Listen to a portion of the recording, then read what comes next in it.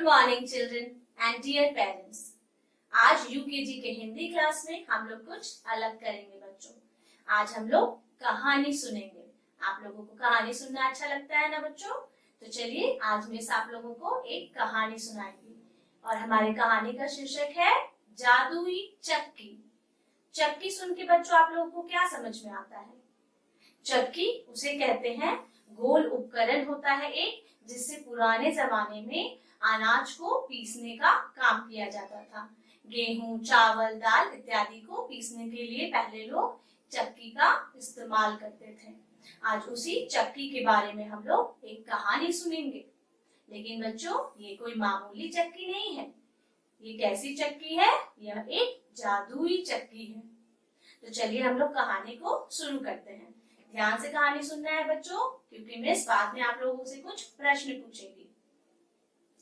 एक गांव था। उस गांव में दो भाई रहते थे, विक्रम और राघव। विक्रम बड़ा भाई था और राघव छोटा भाई था। विक्रम बहुत ही ऐशो आराम और अच्छी जिंदगी बिताता था। वहीं उसका छोटा भाई राघव बहुत गरीब था, लेकिन वो बहुत मेहनती था, बहुत मेहनत करता था।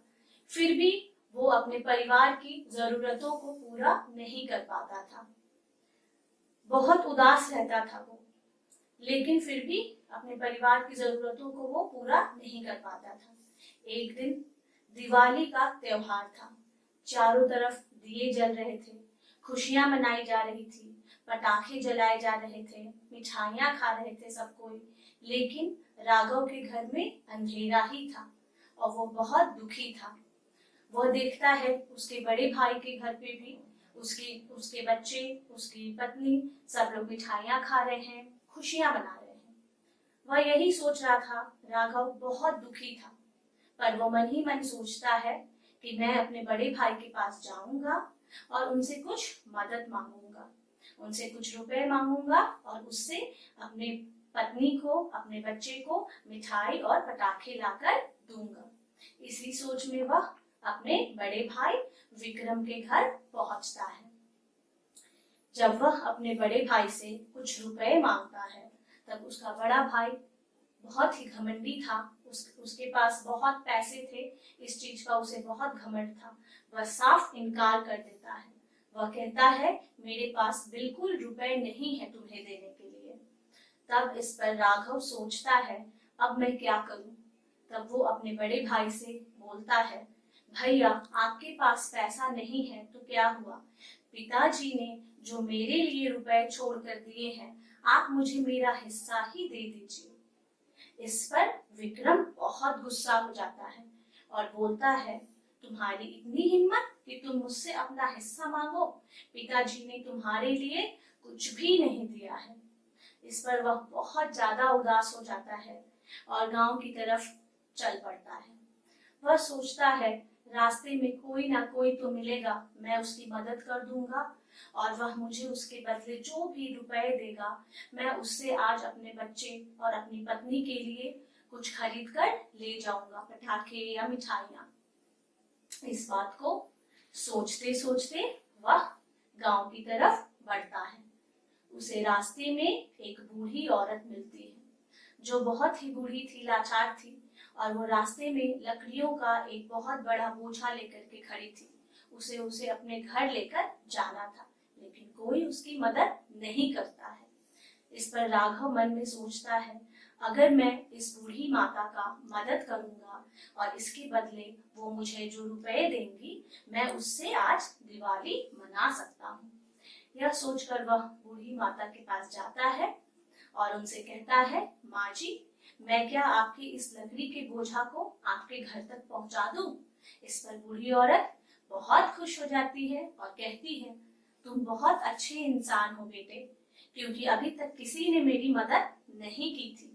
इस पर राघव वो लकड़ियों के बोझा को उठाता है और उनके घर पहुंचा देता है और सोचता है अब वो बूढ़ी माता मुझे कुछ रुपए देंगी और खुश हो जाता है। लेकिन जब वो बूढ़ी माता अपनी झोपड़ी से निकलकर उसके हाथ में केसर की मिठाइयों का डब्बा देती है, एक छोटा सा डब्बा। इस पर वह मन ही मन दुखी हो जाता है कि मैंने सोचा था ये माता जी मुझे कुछ पैसे देंगी जिससे मैं अपने बच्चे के लिए पटाखा खरीदूंगा क्योंकि आज दिवाली का त्योहार है, लेकिन फिर भी वह उन्हें धन्यवाद देता है। पर बूढ़ी बोलती है कि बेटे तुम उदास मत हो, तुम ये मिठाई का डब्बा लेकर जंगल में जाना, वहां एक गुफा मिलेगा। उस गुफा में 3 बौने रहते हैं, तुम उन्हें ये केसर वाली मिठाई दे देना, वो उन्हें बहुत पसंद है, लेकिन इन मिठाइयों के बदले तुम उनसे उनकी चक्की मांग लेना। तब वह माता जी से कुछ भी नहीं बोलता है और सीधे जंगल की तरफ जाता है और वह वहां एक छोटा गुफा को भी पाता है। फिर कैसे भी करके वह गुफा बहुत छोटी थी क्योंकि उसमें बौने रहते थे। कैसे भी करके राघव उस गुफा में चला जाता है और सामने पाता है 3 बौने वहां खड़े थे और हंस रहे थे। मिठाइयों का डब्बा राघव के हाथ में देखकर बौने बहुत खुश हो जाते हैं क्योंकि वह केसर वाली मिठाई बौनों की प्रिय मिठाई थी और वो बोलते हैं, भाई साहब ये मिठाई हमें दे दीजिए। तब राघव बोलता है, जी हाँ, ये मिठाई मैं आप ही लोगों के लिए लाया हूँ, लेकिन मेरी एक शर्त है, आप ये मिठाई ले लीजिए और मुझे अपनी चक्की दे दीजिए। इस पर बौने खुश हो जाते हैं और कहते हैं कि हाँ जरूर आप ये चक्की ले लीजिए, लेकिन याद रखिए ये कोई मामूली चक्की नहीं है, ये एक जादुई चक्की है। आप इस चक्की से जो कुछ भी मांगेंगे ये आपकी इच्छा को पूर्ति करेगा और फिर जब आपकी इच्छा पूर्ण हो जाए तब आप इस चक्की के ऊपर यह लाल कपड़ा डाल दीजिएगा। इस तरह यह चक्की अपना काम करना बंद कर देगी। तो राघव बहुत खुश हो जाता है और उस चक्की को लेकर अपने घर जाता है। पर राघव को देखकर उसकी पत्नी और उसके बच्चे खुश नहीं होते हैं क्योंकि उनके हाथ में ना पटाखे थे और ना मिठाइयां थी, बस एक पत्थर की चक्की थी। इस पर उसकी पत्नी कहती है, इस चक्की का हम लोग क्या करेंगे? तो राघव उसको सारी बातें बताता है और चादर बिछा करके उसके ऊपर चक्की रखता है और बोलता है, चक्की चक्की चावल दे दो। तब चक्की चावल निकालना शुरू करती है और देखते ही देखते चावल का भंडार लग जाता है। उसी प्रकार से राघव हर प्रकार के अनाज और जो भी कुछ उसे चाहिए चक्की से प्राप्त करता है और अपने खाने के लिए रखने के बाद जो कुछ भी उसके पास बचता है उसे वो क्या करता है, शहर जाकर के दुकानों में बेच देता है। इस प्रकार देखते ही देखते राघव की परिस्थितियां बदल गईं और वो धीरे धीरे अमीर बन गया। उसके पास खाने को अनाज, बच्चों के पास पहनने के लिए कपड़े, पत्नी के पास पहनने के लिए गहने, सब कुछ पूर्ति होने लगे। इस बात की खबर अचानक उसके बड़े भाई विक्रम को मिलती है। तब वह चिंता में पड़ जाता है। अभी कुछ दिन पहले राघव के पास तो खाने को एक मुट्ठी अनाज भी नहीं था और आज उसके पास देखते ही देखते घर, कपड़े सब कुछ आ गए। इस बात से वह बहुत दुखी रहता है और एक दिन योजना बना करके अपने छोटे भाई राघव के घर जाता है खाना खाने के बहाने से, और वह खाना खाकर निकलता है और वहीं छुपा रहता है और उसने चक्की के सारे कारनामों को देख लेता है। उसके बाद वो अपने घर चुपचाप से चला जाता है। दूसरे दिन जब राघव अनाज को बेचने के लिए शहर जाता है तब उसका बड़ा भाई विक्रम, जो कि चक्की कहाँ रखी हुई है देख चुका था, आता है और चक्की को चुराकर लेकर भाग जाता है अपने घर। उसके बाद वो अपने घर जाकर के अपनी पत्नी और अपने बच्चों से बोलता है, जल्दी से सामान बांधो और हम लोगों को अब ये गांव छोड़कर जाना है। वह सोचता है अब तो मेरे पास ये जादुई चक्की है, अब मैं माला माल हो जाऊंगा। पर उसकी पत्नी उससे प्रश्न करती है, हमारे पास तो यहाँ गांव में सब कुछ है, फिर हम लोग ये गांव छोड़कर क्यों जाएंगे? पर विक्रम उसे कुछ नहीं बताता है, बोलता है अभी तुम मेरे साथ चुपचाप से चलो, हमें ये गांव जल्दी ही छोड़ना हो। फिर वह नदी के किनारे पहुंचते हैं और नदी के किनारे नाव वाले को पैसे देकर वो एक नाव खरीद लेता है और फिर उस नाव में चक्की के साथ अपनी पत्नी और बच्चों के साथ वो बैठ जाता है। फिर नाव में बैठकर विक्रम अपनी पत्नी को सारी कहानी बताता है कि ये एक मामूली चक्की नहीं है, इसी के सहारे राघव आज एक बड़ा इंसान बन गया है और मैं भी बहुत बड़ा इंसान बनूंगा, बहुत अमीर बनूंगा, हम दूसरे गांव में रहेंगे। इस पर पत्नी बहुत खुश हो जाती है, पर उसे यकीन नहीं होता है कि ये जादुई चक्की है।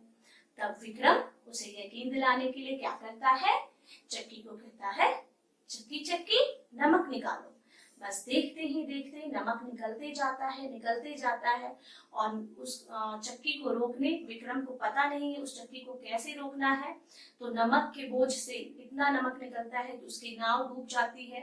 नाव के साथ साथ चक्की, विक्रम, उसकी पत्नी और बच्चे सारे जलमग्न हो जाते हैं। वे सभी नदी में डूबकर मर जाते हैं। तो बच्चों, आप लोगों को कहानी कैसा लगा? तो इस कहानी से हमें क्या शिक्षा मिलती है? इस कहानी से बच्चे हमें यही शिक्षा मिलती है कि हमें लालच बुरी बला है। लालच बुरी बला है। हमें लालच, किसी भी चीज के लिए लालच नहीं करना चाहिए और ना ही अधूरे ज्ञान का उपयोग करना चाहिए। आधी बातें सुनकर, आधी ज्ञान लेकर के उस कार्य को नहीं करना चाहिए। जैसे विक्रम ने किया ना, उसे पता नहीं था चक्की को कैसे रोकना है, लेकिन वो चक्की चुरा कर ले आया और क्या हुआ बच्चों, चक्की रोकने उसे पता नहीं था और वो लोग डूबकर मर गए। इसीलिए हमें किसी भी चीज का लालच नहीं करना चाहिए। तो बच्चों, इस कहानी में कितने भाई थे? मैंने कहा था ना आप लोगों से कुछ प्रश्न पूछूंगी। बिल्कुल सही, 2 भाई थे। एक भाई अमीर था और एक भाई गरीब था। कौन ईमानदार और बुद्धिमान था? राघव। Very good. और चक्की क्या करती थी?